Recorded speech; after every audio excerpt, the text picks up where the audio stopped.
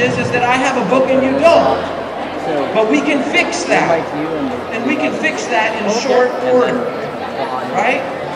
And so, as soon as my book came off the press, I called up Dan Poynter, who wrote the book, The Self-Publishing Manual. And Dan Poynter said this. He said, Patrick, the problem in this industry is that people write and publish a book and then they abandon it 30 days later. The reason why they abandon it is Oprah Winfrey doesn't call. And then after that, they write book 2. And then this time, Dr. Phil doesn't call. So they abandon book 2 after 90 days. And they write book 3, book 4, book 5, book 6.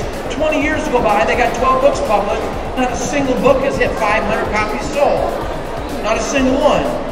So Dan Poynter's advice to me was you write one book. And then you spend every year, the rest of your life, updating that book. Expanding that book into a second edition, a third edition, a fourth edition, a fifth edition. So that's what we did. So we updated this book 10 times. This is the 11th edition when John Wiley and Sons in New York. So here are the numbers of the industry. The average author in a lifetime sells 250 copies. 250. The Publishers Marketing Association says 98% of authors will never sell more than 2,000 books. My goal is to get my clients to bestseller status at 35,000 copies. So that's the question. How do we do that? How do we get it done? And before I answer that question, I want to share with you why you need to write and publish a book. There's 2 reasons why. First off, it was Abraham Lincoln who said it best. Abraham Lincoln said that the only way that the dead can teach the unborn is through the written page. The written page is the only way the dead can teach the yet unborn. That's the first reason why you write and publish a book. The second reason why is I'm going to share with you the holy grail of the professional speaking business. Because I want you to know what a book is. A book is not what you think it is. A book is a platform from which you stand on. A book is a lead generating tool. A book is an attraction magnet. A book is a hook. It's a physical website. It's a gift that you give away to your prospect so that you can drive speaking, coaching, and consulting revenue. That's what a book is. And I learned the holy grail in this business about 15 years ago. As soon as the book came off the press, I sent a copy of my book to a meeting planner in Florida. I got a $5,000 booking as a result of doing that. So I went, I did the speech, there were 500 people there. They loved it. I went to the meeting planner afterwards and I said, what was it? Why did you book me to speak? She said, oh my goodness, Patrick. We had literally 47 different speakers and authors that sent us an email. 47. And every one of them had an embedded video file in their email. But you, Mr. Snow, you are the only one that sent a signed copy of your book. The only one. And I said, great, what do you think of the book? And she said, we liked it. That's why we booked you as our speaker. I said, no, what do you think of the content of the book? And she says, I don't know. None of us read it. And when I heard that, I was like, oh my goodness. That is the holy grail of the entire speaking, coaching, consulting business. So from that day forward, I mail out 10 books to 10 meeting planners. I book 5 speaking engagements. I send out 10 books to 10 coaching clients. 8 of those coaching clients hire me. So that's what you do. You use the book as a lead generating tool to attract more speaking, coaching, and consulting revenue. That's why it is the world's greatest marketing secret in the history of all business. Hey, how's it? This is George Silvario. I am from PMG International, and I am a social media strategist, advanced media, and I'm really pumped to be actually speaking here today at the Hawaii Wellness Expo.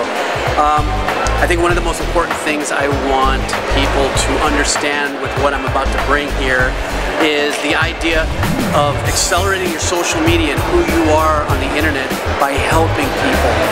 We're so used to wanting to tell people about what we do and why our product's better or why us. The reality is when you go on a search engine, you're asking a question. Most of the time you're looking for help. Position yourself in a place of help with what it is that you sell or your services. You start building your brand out of passion. And that's how this works. So I'm going to get up on stage really quick. and I'm going to go do my thing, but it's all about helping other people, and hopefully you'll get something out of this now, me helping you with a couple tips. So George Del Barrio, PMG International, Hawaii Wellness Expo. See ya. Social media, and I know there's some people who've already heard me speak, is you need to help somebody. You need to give people answers, because what do we do on a search engine? We look for an answer. Help me find pizza. Help me find an oil change. Help me find this cool thing I saw in India that I have a picture of and I need to find it. Help me find that. Help me understand what it is.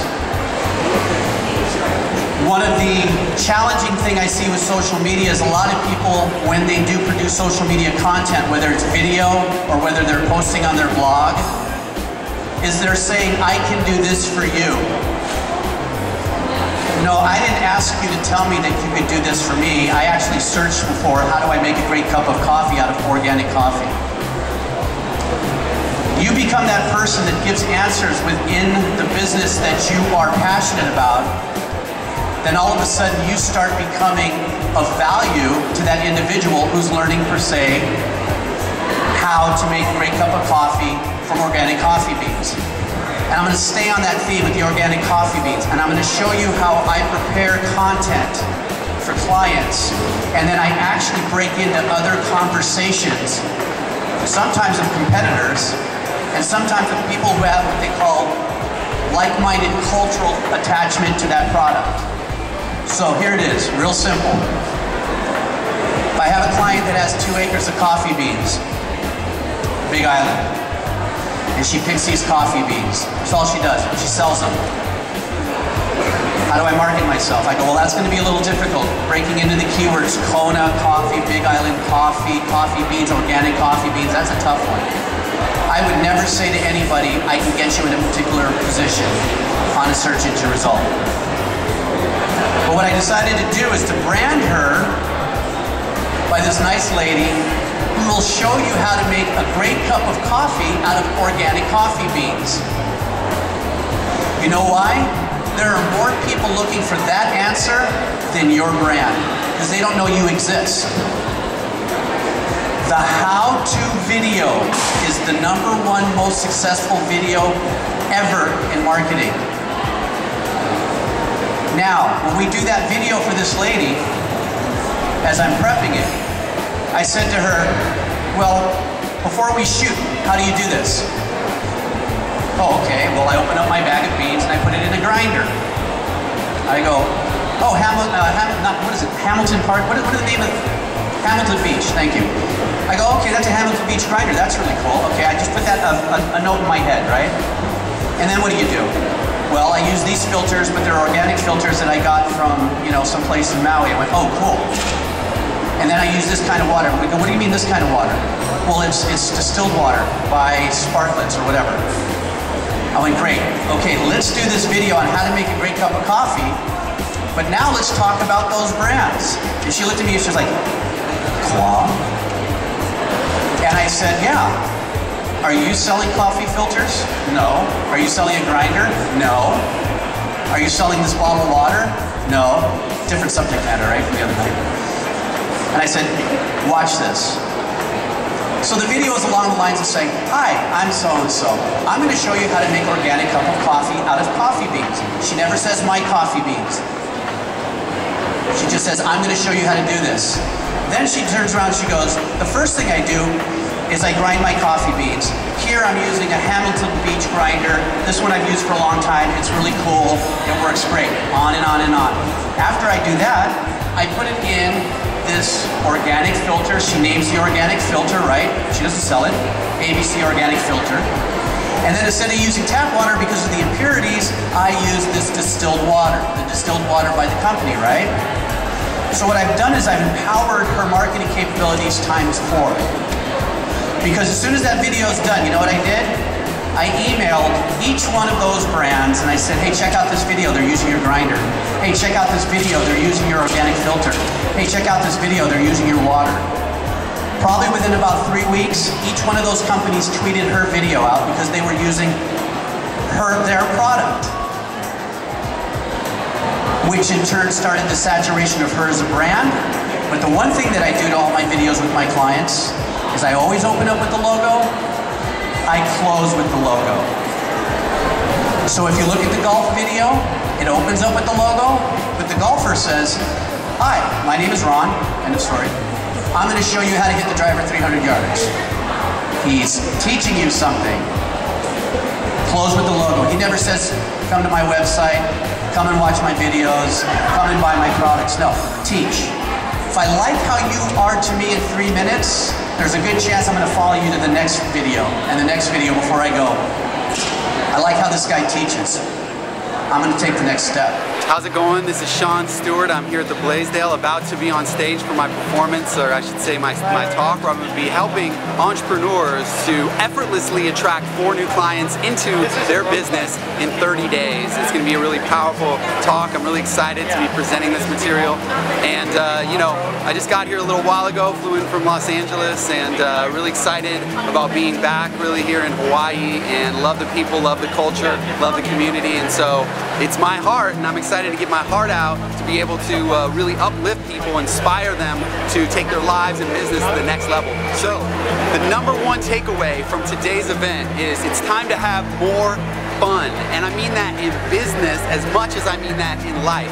The old model of work, work, work, and grind it until it's done is dead. You can't get anything done at the high level with that. So today's presentation is how to leverage your time, how to have more fun, and how to sell a lot more of your products and services from that authentic heart space. That is exactly what the world needs, so that you can spread your message to the next level. So you can check me out at my website at www.thecreativetrack.com. as well. You can check me out on stage right now. People, I see my peeps. Well, today's presentation is about how you can do that. Ultimately, how you can create a repeatable marketing system in your business so that you can have reliable income and ideal clients every single month. All right? And we're going to talk about exactly how to do that today. The first question I have for you to just think about as we jump in is, what is your vision for your ideal business?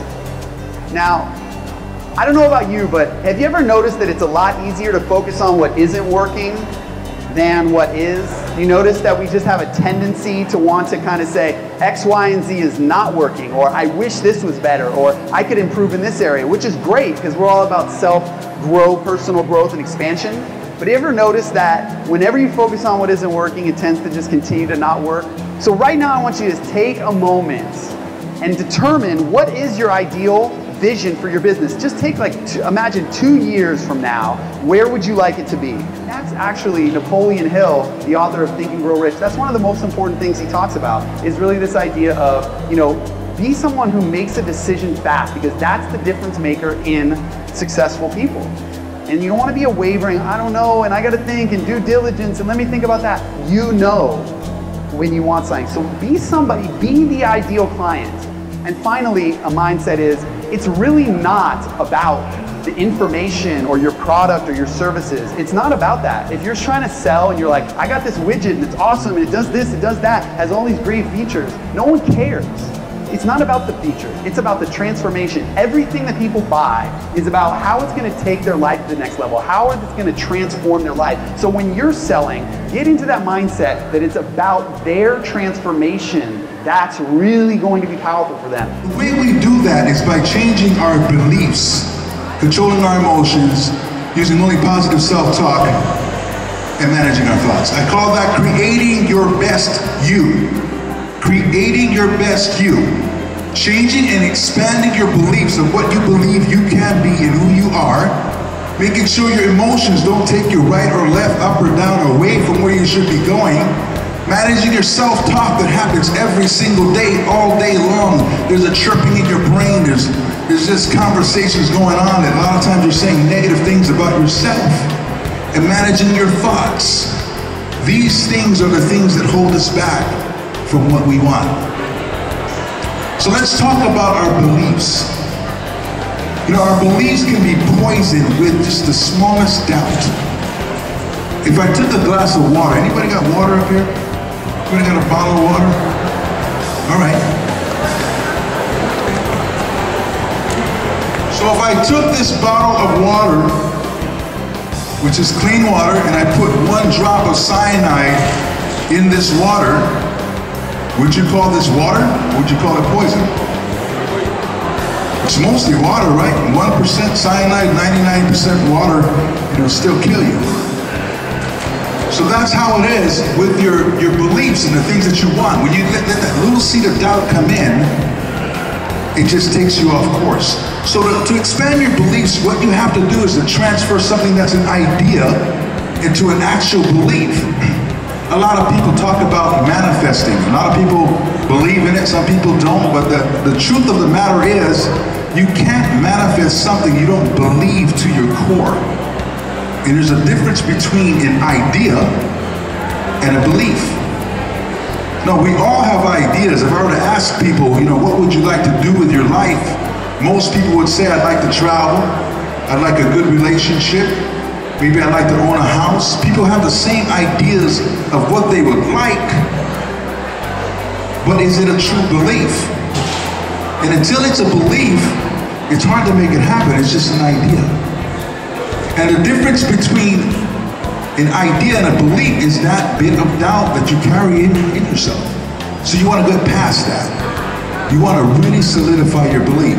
I'm going to show you a story of Sylvester Stallone, and some of you know this story. What I loved about the Rocky movies is that Rocky was never the best boxer in the ring. His opponent was always more skilled than he was. But Rocky was always the most determined fighter in the ring, because he was determined to get the outcome that he foresaw. But it's the same story with the actor Sylvester Stallone. You see, Sylvester Stallone went to Hollywood and he was broke to be an actor. Okay, nobody wanted to hire him because he didn't look like a movie star, what they thought a movie star should look like, and his face is partially paralyzed, so he slurs a little bit when he speaks. And in his struggles, he sold his girlfriend's jewelry, and he even sold his dog. His girl left him, and he was pretty much homeless. And one day he went to watch a fight between Muhammad Ali and a man named Chuck Wepner. Now, Stallone was very impressed with this fighter, Chuck Wepner, because Muhammad Ali could not knock him out. Although Muhammad Ali was much more skilled, he could not knock him out. And Wepner kept coming and kept coming, and Muhammad Ali won the fight, but Stallone went home, and for 20 hours he wrote that script to Rocky. And in his mind, he was Rocky. He knew in his mind he had a great script. And this script would only come to life if he was Rocky. So he goes and tries to sell the script to the studios. And the studios like the script, and they offer this basically homeless man $125,000. And Stallone says, no, because you want somebody else to be Rocky, and I'm Rocky. You see, Stallone had a clear vision of what his life was going to look like. He had a clear vision of this movie. He had an absolutely perfect picture in his mind of what this movie was. And when you believe that strong, when your faith is that strong, you just don't let anything deter you. You don't sell out. He didn't let that studio cast doubt in him that he wasn't this character. In his mind, he is the only one that could play that character. He said no to $125,000 back in 1975. That's a whole lot more money back then than it is now.